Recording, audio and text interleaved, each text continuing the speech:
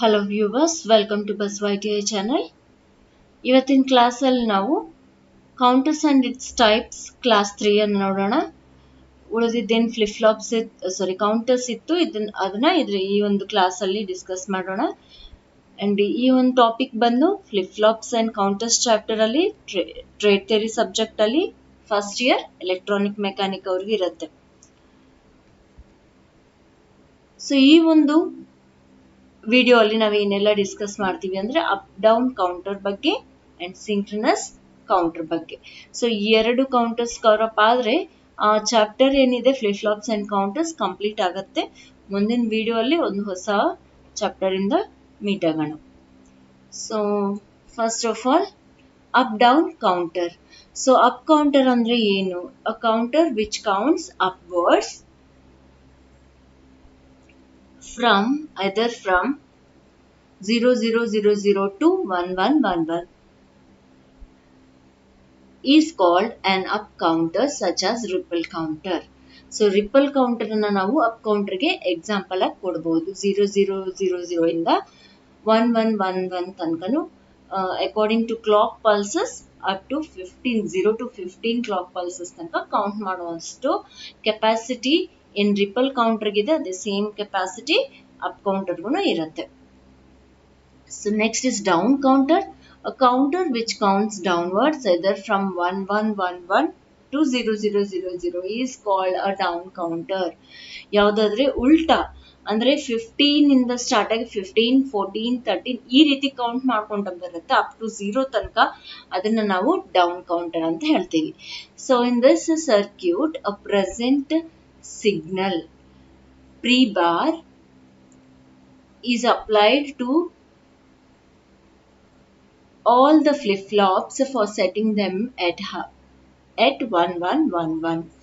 So ಏನ್ ಹೇಳ್ತಾ ಇದಾರೆ ಇಲ್ಲಿ ಇರುವಂತಹ ಸರ್ಕ್ಯೂಟ್ ನೋಡ್ರಿ, ಇದು ಬಂದು ಡೌನ್ ಕೌಂಟರ್ ಇನ್ ಸರ್ಕ್ಯೂಟ್.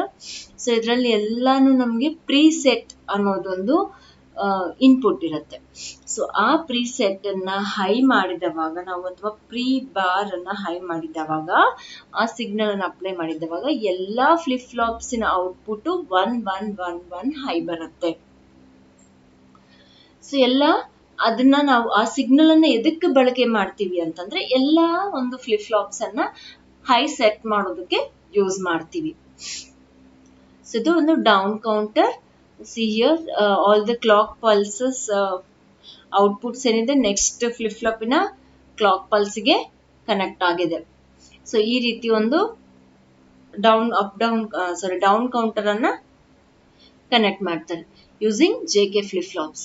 ಸೊ ಇದರಲ್ಲಿ ಒಂದು ಎಕ್ಸ್ಟ್ರಾ ಇನ್ಪುಟ್ ಏನು ಅಂತಂದ್ರೆ, ಸಿಗ್ನಲ್ ಅನ್ನ ಇನ್ಪುಟ್ ಅನ್ನಾಗಿ ಯೂಸ್ ಮಾಡೋದೇನು ಅಂತಂದ್ರೆ ಪ್ರೀಸೆಟ್ ಅಂತ ಹೇಳ್ತೀವಿ. ಪ್ರೀಸೆಟ್ ಬಾರ್ ಅಂತ ಇರುತ್ತೆ. ಅಂದ್ರೆ ಇದು ಲೋ ಇದ್ದವಾಗ ಎಲ್ಲ 000 ಇರ್ತವೆ. ಇದನ್ನ ಹೈ ಮಾಡಿದವಾಗ, ಪ್ರೀಸೆಟ್ ಇನ್ಪುಟ್ ಅನ್ನ ಹೈ ಮಾಡಿದವಾಗ ನಾವು ಏನಾಗುತ್ತೆ, ಎಲ್ಲಾ ಫ್ಲಿಪ್ ಫ್ಲಾಪ್ಸ್ ಅನ್ನ ಹೈ ಸೆಟ್ ಮಾಡುತ್ತೆ, ಔಟ್ಪುಟ್ ಗಳನ್ನ 1 ಆಗಿಸುತ್ತೆ. ಅಂದ್ರೆ 1111 ಆಗ್ತವೆ. ಮುಂದಿನ ನೋಡೋದಾದ್ರೆ, ಸೊ ಆ ಒಂದು ಸರ್ಕ್ಯೂಟ್ ಇಂದು ಹೇಗಿರುತ್ತೆ ಅನ್ನೋದು ಈಸಿಯಾಗಿ ನಾವು ಈ ಒಂದು ಕೆಳಗಡೆ ಟ್ರೂತ್ ಟೇಬಲ್ ಇಂದ ಈಸಿಯಾಗಿ ಅರ್ಥ ಮಾಡ್ಕೋಬಹುದು. ಇನಿಷಿಯಲಿ ಪ್ರೀ ಬಾರ್ ಇನ್ಪುಟ್ ಏನ್ ಸಿಗ್ನಲ್ ಇನ್ಪುಟ್ ಇದೆ ಅದನ್ನ ಹೈ ಮಾಡಿದವಾಗ all the inputs will be high. So ಒಂದೊಂದು first clock pulse, next clock ಪಲ್ಸಿಗೆ ಒಂದು ಕ್ಲಾಕ್ ಪಲ್ಸ್ ಇನ್ಪುಟ್ ಕೊಟ್ಟಾಗ Q0, 15 ಆಯ್ತಿದ ಮೇಲೆ first one initial state, 14, 13, 12, 11 and up to 15th clock pulse ಬಂದು 000 ಆಗತ್ತೆ. ಅಗೇನ್ ಅವಾಗ ನಾವು ಪ್ರೀಸೆಟ್ ಸಿಗ್ನಲ್ ಅನ್ನ ಹೈ ಮಾಡಿದವಾಗ ಫಸ್ಟ್ ಗೆ ಇನಿಷಿಯೇಟ್ ಆಗತ್ತೆ. ಸೊ ಈ ರೀತಿ ಒಂದು ಡೌನ್ ಕೌಂಟರ್ ನಮ್ಗೆ ವರ್ಕ್ ಆಗತ್ತೆ. ಸೊ ನಾವು ಅಪ್ ಡೌನ್ ಕೌಂಟರ್ ಅಂದ್ರೆ ಏನು ಅನ್ನೋದು ನೋಡೋಣ. A counter which can count in both upward and downwards directions is called an up-down counter. In it, a separate signal is required for count up or count down and additional NAND gates are added to the down counter for converting the same into an up down counter. So ಏನ್ ಹೇಳ್ತಾ ಇದಾರೆ, counter ಯಾವ್ದಾದ್ರೆ ಎರಡೂನು upwards count ಮಾಡುತ್ತೆ 0 to 15 and downwards count ಮಾಡುತ್ತೆ 15 to 0. ಈ ಎರಡು capacity ಇರುವಂತಹ ಒಂದು circuit ಅನ್ನ ನಾವೇನಂತ ಕರಿತೀವಿ, ಅಪ್ ಡೌನ್ ಕೌಂಟರ್ ಅಂತ ಕರಿತೀವಿ. ಸೊ ಇದನ್ನೇ in down counter in circuit ನೋಡಿದ್ರಲ್ಲ ನೀವು, ಅದಕ್ಕೆ ಕೆಲವೊಂದು ಅಡಿಷನಲ್ ಆಗಿ ನ್ಯಾನ್ ಗೇಟ್ಸ್ ಗಳನ್ನ ಯೂಸ್ ಮಾಡಿದವಾಗ ಅದು ಅಪ್ ಕೌಂಟರ್ ಆಗಿನೂ ಕನ್ವರ್ಟ್ ಆಗತ್ತೆ. ಸೊ ಎರಡು ಒಂದೇ ಸರ್ಕ್ಯೂಟ್ ಅಲ್ಲಿ ಇಂಪ್ಲಿಮೆಂಟ್ ಮಾಡಬಹುದು, ಆದ್ರೆ ಅಪ್ ಕೌಂಟರ್ ಆಗಿನೂ ನಾವು ಅದನ್ನ ಒಂದೇ ಸರ್ಕ್ಯೂಟ್ ಅನ್ನ ಯೂಸ್ ಮಾಡಬೇಕು ಅಂತ ನಾವು ಹಿಂದಿನ ಪೇಜ್ ಅಲ್ಲಿ ನೋಡಿದ ಡೌನ್ ಕೌಂಟರ್ ನ ಸೇಮ್ ಅಪ್ ಕೌಂಟರ್ ಅದೇ ಸರ್ಕ್ಯೂಟ್ ಅಲ್ಲಿ ಅಪ್ ಕೌಂಟಿಂಗ್ ಮಾಡಬೇಕು ಅಂತಂದ್ರೆ ಅಡಿಷನಲ್ ನ್ಯಾನ್ ಗೇಟ್ಸ್ ಗಳನ್ನ ಹಾಕೋಬೇಕು. ಸೊ ಇದು ಆಯ್ತು ಇನ್ನು ಅಪ್ ಡೌನ್ ಕೌಂಟರ್. ಸೊ ಏನಾಗುತ್ತೆ ಅಪ್ ಡೌನ್ ಕೌಂಟರ್ ಅಲ್ಲಿ 15 pulses in the sense 4 bit in up down counter ಅಂತ ನಾವು ಹೇಳಿದಾಗ 00002 ಅಥವಾ 0 to 15 ತನಕನು ಕೌಂಟ್ ಮಾಡೋಷ್ಟು ಕೆಪಾಸಿಟಿ ಅದಕ್ಕಿರುತ್ತೆ. ಸೊ ಇದರಲ್ಲಿ ಏನು ಪ್ರೀಸೆಟ್ ಅನ್ನುವಂತಹ ಒಂದು ಅಡಿಷನಲ್ ಸಿಗ್ನಲ್ ಅನ್ನ ನಾವು ಯೂಸ್ ಮಾಡ್ತೀವಿ. ಅದನ್ನ ಹೈ ಮಾಡಿದವಾಗ ಇನಿಷಿಯಲಿ ಎಲ್ಲಾ ಔಟ್ಪುಟ್ಸ್ ಗಳು ಹೈ ಇರ್ತವೆ. ಇಟ್ ಸ್ಟಾರ್ಟ್ಸ್ ಕೌಂಟಿಂಗ್, ನೆಕ್ಸ್ಟ್ ಪಲ್ಸಸ್ಗೆಲ್ಲ ನಮ್ಗೆ ಏನಾಗುತ್ತೆ, ಡೌನ್ ಕೌಂಟಿಂಗ್ ಸ್ಟಾರ್ಟ್ ಆಗುತ್ತೆ up to 0. So the same circuit, down counter circuit ಅನ್ನ ನಾವು ಅದೇ ಅಪ್ ಕೌಂಟರ್ ಆಗಿ ಕನ್ವರ್ಟ್ ಮಾಡಬೇಕು ಅಂತಂದ್ರೆ ಸ್ಪೆಷಲ್ ಅಡಿಷನಲ್ ಆಗಿ ನ್ಯಾನ್ ಗೇಟ್ ಗಳನ್ನ ಬಳಸಿ ಕನೆಕ್ಟ್ ಮಾಡಿದವಾಗ ನಾವು ಅದು same circuit again up counter ಆಗಿ ವರ್ಕ್ ಆಗತ್ತೆ. ಸೊ ಸೇಮ್ ಎರಡು ಒಂದೇ ಕೌಂಟರ್ ಸರ್ಕ್ಯೂಟ್ ಅಲ್ಲಿ ಇಂಪ್ಲಿಮೆಂಟ್ ಮಾಡ್ಕೋಬಹುದು. ಹೇಗೆ ಅದು by using additional non Gates. So ಮುಂದಿನ ನೋಡೋದಾದ್ರೆ synchronous counter. So synchronous counter ಅಂತ ನಮ್ಗೆ ಗೊತ್ತಿದ್ದ ಹಾಗೆ ಹಿಂದಿನ ಕ್ಲಾಸ್ಗಳಲ್ಲಿ ನಾವ್ ಏನೆಲ್ಲ ನೋಡಿದ್ವಿ, ಅಸಿಂಕ್ರನಸ್ ಬೈನರಿ ಕೌಂಟರ್ ಗಳನ್ನ. ಸೊ ಅದನ್ನ ಏನಾಗತ್ತೆ, ಇದು ಏನು, ಅಸಿಂಕ್ರನಸ್ ಅಂದ್ರೆ ಏನು, ಸಿಂಕ್ರನಸ್ ಅಂದ್ರೆ ಏನು, ಎರಡಕ್ಕೂ ವ್ಯತ್ಯಾಸ ಏನು ಅನ್ನೋದನ್ನ ತಿಳಿಯೋಣ. So in the previous classes, asynchronous binary counter, we saw that the output of one counter stage is connected directly to the clock input of the next counter stage and so on along the chain. So ನಾವೇನ್ ನೋಡಿದ್ವಿ, ಅಸಿಂಕ್ರನಸ್ counter circuit ಅಲ್ಲಿ ಅಥವಾ ಅಸಿಂಕ್ರನಸ್ binary counter ಅಲ್ಲಿ ಏನಾಗ್ತಿತ್ತು, ಒಂದು first flip ಫ್ಲಾಪಿನ output ತಗೊಂಡೋಗಿ second flip ಫ್ಲಾಪಿನ clock input ಗೆ connect ಮಾಡ್ತಿದ್ವಿ. ಅಂಡ್ ಸೆಕೆಂಡ್ ಫ್ಲಿಪ್ ಫ್ಲಾಪ್ ಇಂದ ಔಟ್ಪುಟ್ ಥರ್ಡ್ ಸ್ಟೇಜ್ ಅಥವಾ ಥರ್ಡ್ ಫ್ಲಿಪ್ ಫ್ಲಾಪಿನ ಕ್ಲಾಕ್ ಸಿಗ್ನಲ್ ಗೆ ಕನೆಕ್ಟ್ ಮಾಡ್ತಿದ್ವಿ. ಇದೇ ರೀತಿ ಕಂಪ್ಲೀಟ್ ಚೈನ್ ಎಷ್ಟೇ ಬಿಟ್ಸ್ ಇಂದ ನಾವು ಯೂಸ್ ಮಾಡಿದ್ರು, ಅಂದ್ರೆ ಎಷ್ಟೇ number of flip flops use ಮಾಡಿದ್ರು ಇದೇ ರೀತಿ ಆಗ್ತಿತ್ತು. So synchronous counters are so called because the clock input of all the individual flip flops within the counter are all clocked together at the same time by the same clock signal. So ಇಲ್ಲಿ ಏನಾಗುತ್ತೆ ಅಂತಂದ್ರೆ ಎಲ್ಲಾ clock signals ನಾವು ಎಷ್ಟೇ number of flip flap ಗಳನ್ನ use ಮಾಡಿದ್ರು ಆ ಎಲ್ಲಾದ್ರದ್ದು clock inputs ಏನಿರ್ತವೆ short ಮಾಡಿ ನಾವು ಒಂದೇ ಕ್ಲಾಕ್ ಸಿಗ್ನಲ್ ಅನ್ನ ಎಟ್ ದ ಸೇಮ್ ಟೈಮ್ ಅಪ್ಲೈ ಮಾಡ್ತೀವಿ ಸಿಂಕ್ರನಸ್ ಕೌಂಟರ್ಗೆ. ಬಟ್ ಅಲ್ಲಿ ಏನಾಗುತ್ತೆ, ನಾವು ಫಸ್ಟ್ ಫ್ಲಿಪ್ ಫ್ಲಾಪಿಗೆ ಮಾತ್ರ ಕ್ಲಾಕ್ ಸಿಗ್ನಲ್ ಅನ್ನ ಅಪ್ಲೈ ಮಾಡಿದವಾಗ ಆ ಸೇಮ್ ಕ್ಲಾಕ್ ಸಿಗ್ನಲ್ ಉಳಿದಿರೋ ಎಲ್ಲಾ ಫ್ಲಿಪ್ ಫ್ಲಾಪ್ ಗಳನ್ನ ಟ್ರಿಗರ್ ಮಾಡುತ್ತೆ. ಹಿಯರ್ ಹಾಗಲ್ಲ, ಎಲ್ಲಾನು ಶಾರ್ಟ್ ಮಾಡಿ ಎಲ್ಲದಕ್ಕೂ ಸೇರಿಸಿ ಒಂದೇ ಸತಿ ಕ್ಲಾಕ್ ಸಿಗ್ನಲ್ ಅನ್ನ ಅಪ್ಲೈ ಮಾಡ್ತೀವಿ ನಾವು. ಸೊ ಇದು ಮೇನ್ ಡಿಫರೆನ್ಸ್ ಆಯ್ತು ಎರಡು ಅಸಿಂಕ್ರನಸ್ ಅಂಡ್ ಸಿಂಕ್ರನಸ್ ಮಧ್ಯೆ. ಸೊ ಮುಂದೆ ನೋಡೋಣ. ಇನ್ನು ಅಸಿಂಕ್ರನಸ್ counter, the external clock signal is connected to the clock input of every individual flip-flop within the counter, so that all of the flip-flops are clocked together simultaneously in parallel at the same time, giving a fixed time relationship. So ಏನು ಹೇಳ್ತದೆ, the same thing. So ಎಲ್ಲದಕ್ಕೂ external clock signal ಎಲ್ಲಾ ಒಂದು each and every individual flip ಫ್ಲಾಪಿಗೆ within the counter circuit ಎಲ್ಲ flip ಫ್ಲಾಪ್ಗಳು ಏನು use ಮಾಡಿದೀವಿ ಆ ಪ್ರತಿ ಒಂದೊಂದು ಫ್ಲಿಪ್ ಫ್ಲಾಪಿಗೆ ಒಂದೊಂದಾಗಿ ಎಲ್ಲ ಕ್ಲಾಕ್ ಸಿಗ್ನಲ್ಗಳನ್ನ ಶಾರ್ಟ್ ಮಾಡಿ ಒಂದೇ ಒಂದು ಇನ್ಪುಟ್ ಕೊಟ್ಟಿರ್ತೀವಿ. ಅಲ್ಲಿ ಏನಾಗುತ್ತೆ, ನಾವು ಒಂದೇ ಒಂದು ಕ್ಲಾಕ್ ಇನ್ಪುಟ್ ಕೊಟ್ಟಿದ್ದವಾಗ ಎಲ್ಲ ಒಂದೇ ಸತಿ ಟ್ರಿಗರ್ ಆಗ್ಬಿಡುತ್ತೆ. ಸೊ ಒಂದು ಫಸ್ಟ್ ಫ್ಲಿಪ್ ಫ್ಲಾಪಿನ ಔಟ್ಪುಟ್ ಬರೋ ತನಕ ಸೆಕೆಂಡ್ ಫ್ಲಿಪ್ ಫ್ಲಾಪ್ ಟ್ರಿಗರ್ ಆಗಲ್ಲ ಅಸಿಂಕ್ರನಸ್ ಅಲ್ಲಾದ್ರೆ. ಆದ್ರೆ ಇದರಲ್ಲಿ at a time all the flip flops are triggered at the same time. Fixed time relationship ಅಲ್ಲಿ ಎಲ್ಲಾನು ಒಂದೇ ಸತಿ ನಮ್ಗೆ ಟ್ರಿಗರ್ ಆಗ್ತವೆ. In other words, change in the output occur in synchronization with the clock pulse. ಇಲ್ಲಿ synchronization ಅಂದ್ರೆ ಏನು? As the clock pulse changes output also changes. So ಇದಕ್ಕೆ ತಕ್ಕಂತೆ ಅದು ಚೇಂಜ್ ಆಗೋದು. ಇನ್ಪುಟ್ ಕ್ಲಾಕ್ ಪಲ್ಸಿಗೆ ತಕ್ಕಂತೆ, ಇನ್ಪುಟ್ ಕ್ಲಾಕ್ ಸಿಗ್ನಲ್ ತಕ್ಕಂತೆ ಔಟ್ಪುಟ್ ಫ್ಲಿಪ್ ಫ್ಲಾಪ್ಸ್ ಚೇಂಜ್ ಆಗ್ತಾ ಇರುವಂತದ್ದು. ಎರಡರ ಮಧ್ಯೆ ಬ್ಯಾಲೆನ್ಸ್ ಇರುವಂತದ್ದನ್ನ ನಾವು ಸಿಂಕ್ರನೈಸೇಷನ್ ಅಂತ ಕರಿತೀವಿ. ಸೊ ಯಾವ್ದಕ್ಕೆ ಸಿಂಕ್ರನೈಸೇಷನ್ ಇರುತ್ತೆ? ಸಿಂಕ್ರನಸ್ ಕೌಂಟರ್ ಅಲ್ಲಿ ನಾವು ಕೊಡುವಂತಹ ಕ್ಲಾಕ್ ಇನ್ಪುಟ್ ಸಿಗ್ನಲ್ಗೂ ಹಾಗೂ ಔಟ್ಪುಟ್ ಅಲ್ಲಿ ಇರುವಂತಹ ಎಲ್ಲ ಫ್ಲಿಪ್ ಫ್ಲಾಪ್ಸಿನ ಔಟ್ಪುಟ್, ಲಾಸ್ಟ್ ಫ್ಲಿಪ್ ಫ್ಲಾಪಿನ ಔಟ್ಪುಟ್ಸ್ ಅಥವಾ ಎಲ್ಲ ಫ್ಲಿಪ್ ಫ್ಲಾಪ್ಸಿನ ಔಟ್ಪುಟ್ಗಳು ಡಿಪೆಂಡ್ ಆಗಿರ್ತವೆ. ಎರಡು ಒಟ್ಟಿಗೆ, ಇದು ಜಾಸ್ತಿ ಆದ್ರೆ ಜಾಸ್ತಿ ಆಗೋದು, ಕಡಿಮೆ ಆದ್ರೆ ಕಡಿಮೆ ಆಗೋದು, ಈ ರೀತಿ ಸಿಂಕ್ರನೈಸ್ ಆಗಿ ಒಂದಕ್ಕೊಂದು ಹೊಂದಿಕೊಂಡು ಬದಲಾವಣೆಗಳು ಆಗ್ತಾ ಇರುವಂತದ್ದು.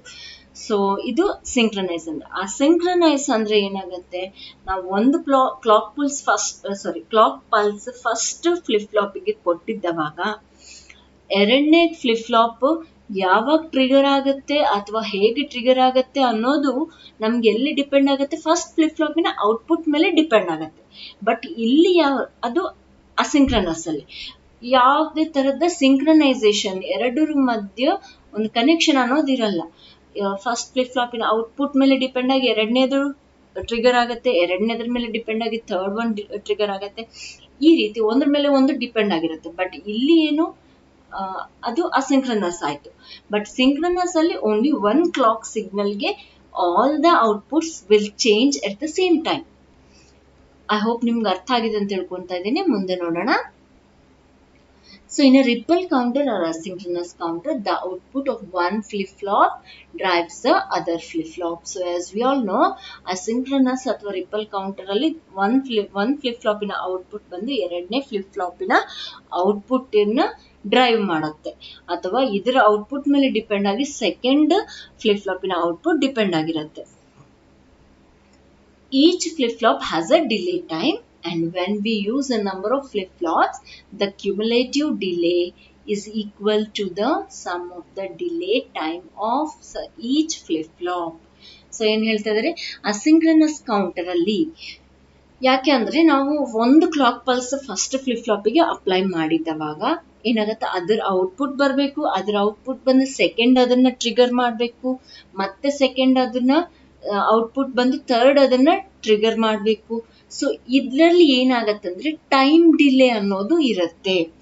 ಸೊ ಈಚ್ ಫ್ಲಿಪ್ ಫ್ಲಾಪಿಗೆ ಟೈಮ್ ಡಿಲೇ ಏನಾಗುತ್ತೆ, ಟೋಟಲ್ ಔಟ್ಪುಟ್ಟಿನ ಫ್ಲಿಪ್ ಫ್ಲಾಪ್ ಬಂದು total output of flip flop ಅಥವಾ ಕೌಂಟರ್, ಅಸಿಂಕ್ರನಸ್ ಕೌಂಟರ್ದು ಯಾವ್ದ್ರ ಮೇಲೆ ಡಿಪೆಂಡ್ ಆಗತ್ತಂದ್ರೆ ಈಚ್ ಫ್ಲಿಪ್ ಫ್ಲಾಪ್ ಹತ್ರ ಏನು ಡಿಲೇ ಆಗಿದೆ ಅದು ಎಲ್ಲದನ್ನು ಆಡ್ ಮಾಡಿದ್ರೆ ನಮ್ಗೆ ಔಟ್ಪುಟ್ ಅಷ್ಟು ಡಿಲೇ ಟೈಮ್ ಕ್ರಿಯೇಟ್ ಆಗತ್ತೆ.